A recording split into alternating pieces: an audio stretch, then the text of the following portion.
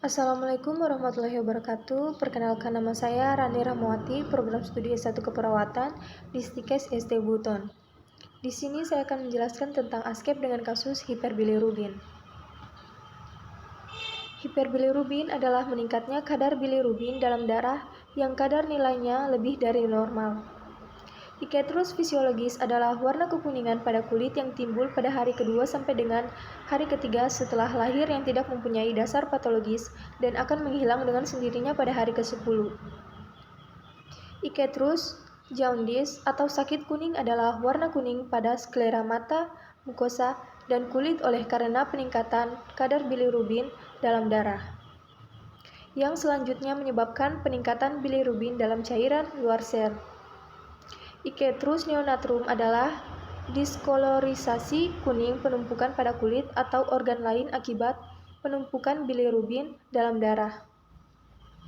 Hiperbilirubin adalah suatu keadaan di mana konsentrasi bilirubin dalam darah berlebihan sehingga menimbulkan jaundice pada neonatus di sklera mata, kulit, membran mukosa, dan cairan tubuh.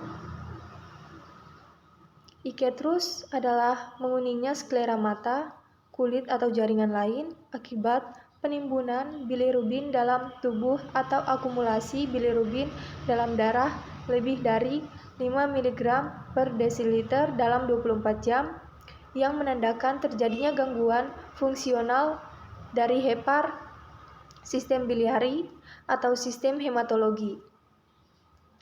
Iketrus neonatrum adalah keadaan klinis pada bayi yang ditandai oleh pewarnaan iketrus pada kulit dan sklera akibat akumulasi bilirubin tak terkonjugasi yang berlebih.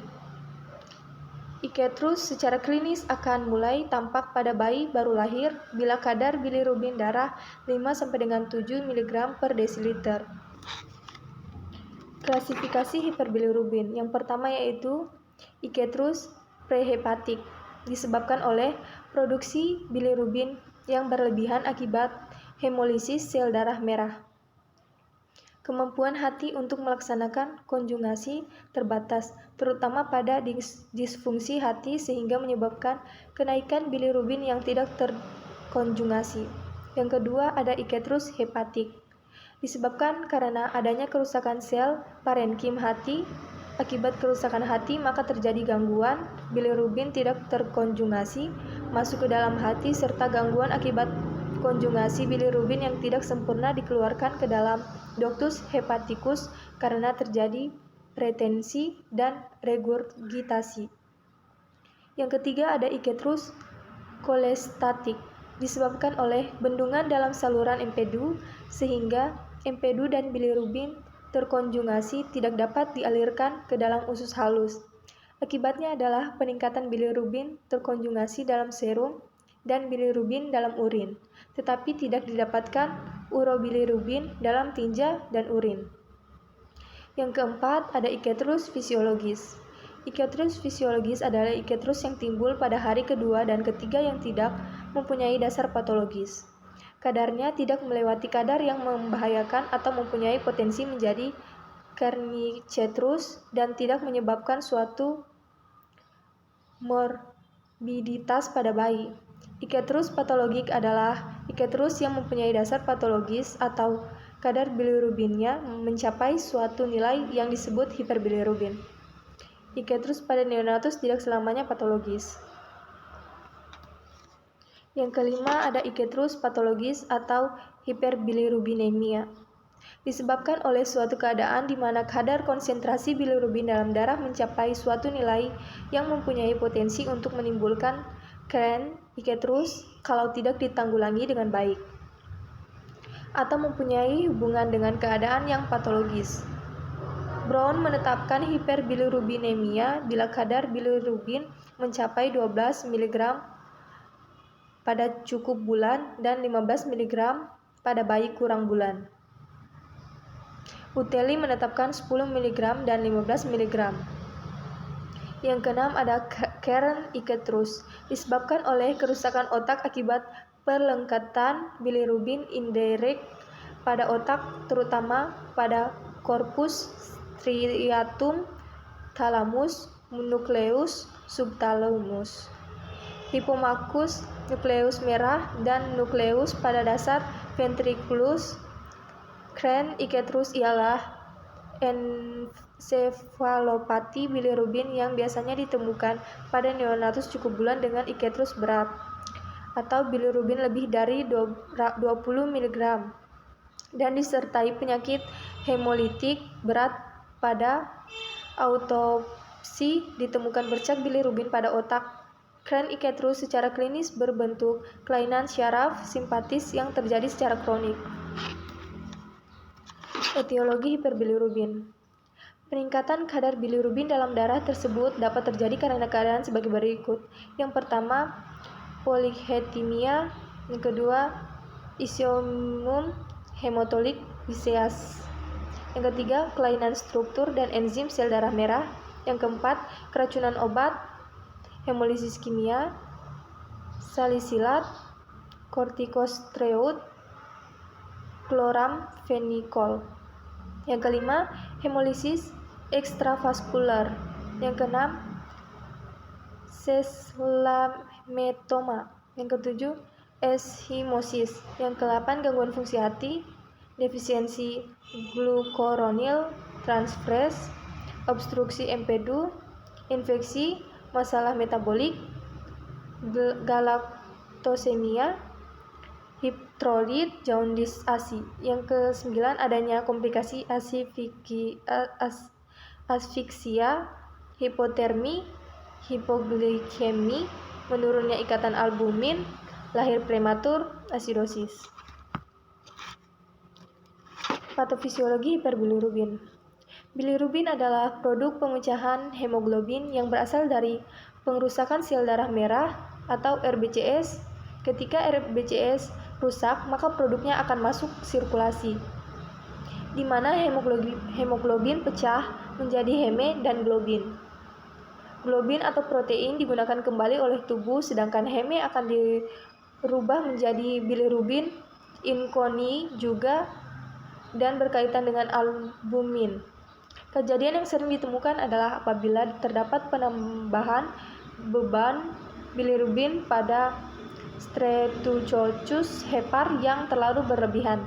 Hal ini dapat ditemukan bila terdapat peningkatan penghancuran eritrosit, polistemia, memendeknya umur eritrosit janin atau bayi, meningkatnya bilirubin dari sumber lain, atau terdapatnya peningkatan sirkulasi enterohepatik dengan asidosis atau dengan anoksia atau hipoksia, ditentukan gangguan konstruksi hepar atau menderita gangguan ekskresi, misalnya penderita hepatitis neonatal atau sumbatan saluran empedu intra atau ekstra hepatika.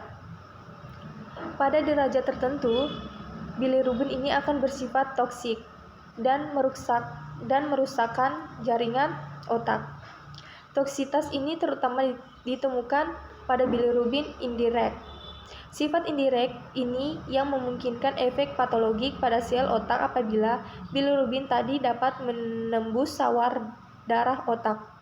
Kelainan yang terjadi pada otak ini disebut Chemicketrus atau encephalopathy biliaris. Selanjutnya, tanda dan gejala hiperbilirubin. Yang pertama ada tampak iketrus pada sklera, kuku atau kulit, dan membran mukosa. Yang selanjutnya, jaundice yang tampak dalam 24 jam pertama disebabkan oleh penyakit hemolitik pada bayi baru lahir, sepsis, atau ibu dengan diabetik atau infeksi. Yang ketiga ada jaundice tampak pada hari kedua atau ketiga dan mencapai puncak pada hari ketiga sampai hari keempat dan menurun pada hari kelima sampai hari ketujuh yang biasanya merupakan jaundice fisiologis. Yang keempat ada iketrus adalah akibat pengendapan bilirubin indirect pada kulit yang cenderung tampak kuning, terang atau orange. Iketrus pada tipe obstruksi kulit tampak berwarna kuning, kehijauan, atau keruh. Perbedaan ini hanya dapat dilihat pada iketrus yang berat. Muntah, anoksia, fatigue, warna urin gelap dan warna tinja pucat seperti dempul. Perut membuncit, pembesaran pada lien dan hati. Pada permulaan tidak jelas, yang tampak mata berputar-putar, letargik atau lemas, kejang tidak mau menghisap, dapat tuli, gangguan bicara, dan retardasi mental. Bila bayi hidup pada umur lebih lanjut, dapat disertai spasme otot, epistotonus, kejang stenosis yang disertai ketegangan otot. Nafsu makan berkurang dan refleks isap hilang. Manifestasi klinis. Bayi baru lahir dikatakan mengalami hiperbilirubinemia apabila bayi baru lahir tersebut tampak berwarna kuning dengan kadar serum bilirubin 5 mg per desiliter atau lebih. Hiperbilirubinemia merupakan penimbunan bilirubin indirect pada kulit sehingga menimbulkan warna kuning atau jingga. Pada bilirubinemia direct biasanya dapat menimbulkan warna kuning kehijauan atau kuning kotor. Bilirubinemia pada bayi baru lahir dapat menyebabkan iketrus pada sklera, kuku atau kulit, dan membran mukosa. Jaundice yang muncul pada 24 jam pertama disebabkan oleh penyakit hemolitik pada bayi baru lahir, sepsis atau ibu dengan diabetik atau infeksi. Jaundice yang tampak pada hari kedua atau hari ketiga dan mencapai puncak pada hari ketiga sampai hari keempat dan menurun pada hari kelima sampai hari ketujuh yang biasanya merupakan jaundice fisiologis.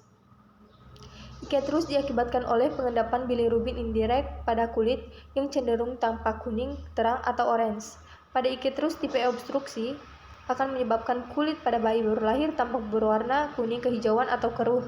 Perbedaan ini hanya dapat dilihat pada iketrus yang berat. Selain itu, manifestasi klinis pada bayi baru lahir dengan hiperbilirubinemia atau iketrus yaitu muntah, anoreksia, vertigo, warna urin gelap, serta warna tinja pucat.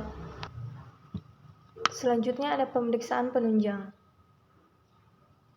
Yang pertama visual, laboratorium atau pemeriksaan darah, pemeriksaan radiologi diperlukan untuk melihat adanya metastasis di paru atau peningkatan diafragma kanan pada pembesaran hati seperti abses hati atau hepatoma.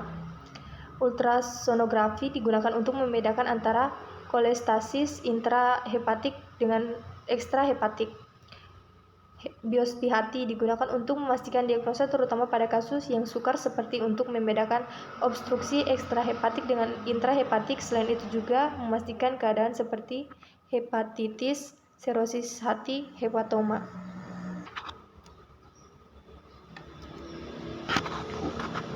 Selanjutnya ada penata laksanaan hiperbilirubin. Tindakan umumnya itu memeriksakan golongan darah ibu pada waktu hamil, mencegah trauma lahir, pemberian obat pada ibu hamil atau bayi baru lahir yang dapat menimbulkan iketrus, infeksi, dan dehidrasi. Pemberian ASI atau makanan dini dengan jumlah cairan dan kalori yang sesuai dengan kebutuhan bayi baru lahir. Imunisasi yang cukup baik di tempat bayi dirawat. Berdasarkan penyebabnya, maka manajemen bayi dengan hiperbilirubin diarahkan untuk mencegah anemia dan membatasi efek dari hiperbilirubin. Pengobatannya itu mempunyai tujuan untuk menghilangkan anemia, menghilangkan antibodi maternal dan eritrosit terensitisasi, meningkatkan badan serum albumin, menurunkan serum bilirubin. Komplikasi hiperbilirubin. Hiperbilirubin pada bayi baru lahir apabila tidak segera diatasi dapat mengakibatkan bilirubin encephalopati atau komplikasi serius pada keadaan lebih fatal. Hiperbilirubinemia pada neonatus dapat menyebabkan kren iketrus yaitu kerusakan neurologis, cerebral palsy, dan dapat menyebabkan retardasi mental. Hiperaktivitas, bicara lambat, tidak dapat mengkoordinasikan otak dengan baik, serta tangisan yang melengking. Menurut American Academy of Pediatrics, manifestasi klinis kren iketrus pada tahap kronis bilirubin encephalopati. Bayi yang selamat biasanya menderita gejala sisa berupa bentuk adheot, cerebral palsy yang berat, gangguan pendengaran, paralisis, upwarges, dan displasia dental enamel, Keadaan Iketrus merupakan perubahan neuropatologi yang ditandai oleh deposisi pigmen bilirubin pada beberapa daerah otak, terutama di ganglia basalis, pons, dan cerebrum. Sekarang kita masuk di konsep asuhan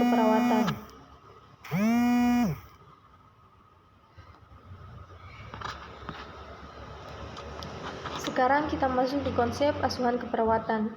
Yang pertama ada pengkajian.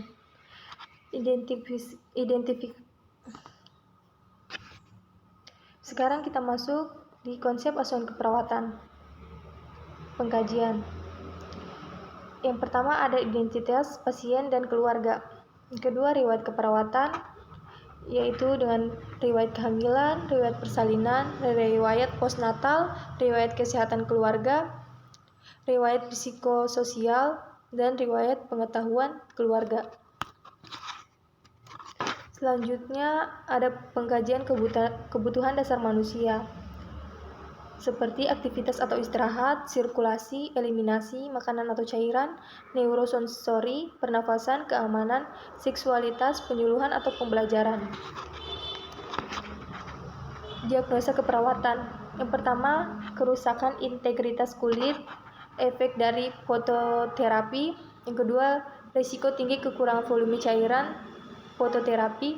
Yang ketiga, risiko tinggi cedera, meningkatnya kadar bilirubin, toksik, dan komplikasi berkenaan fototerapi. Yang keempat, gangguan temperatur tubuh atau hipertermia berhubungan dengan terpapar lingkungan panas.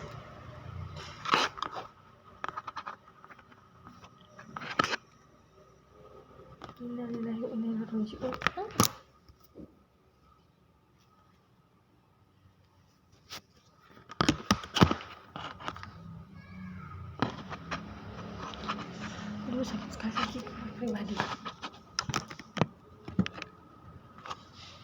Selanjutnya kita masuk di intervensi. Di sini saya hanya mengambil 2 dari diagnosa di atas. Diagnosa yang pertama, kerusakan integritas kulit, efek dari fototerapi.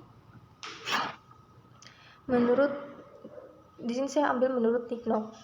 Menurut Nock-nya, setelah dilakukan tindakan keperawatan selama 2x24 jam, diharapkan integritas kulit kembali baik atau normal.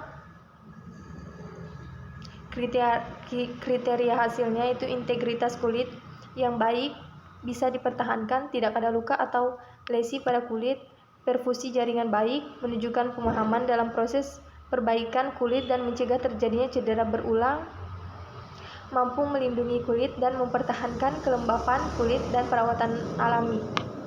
Indikator skalanya yang pertama, tidak pernah menunjukkan, jarang menunjukkan, kadang menunjukkan, sering menunjukkan, selalu menunjukkan.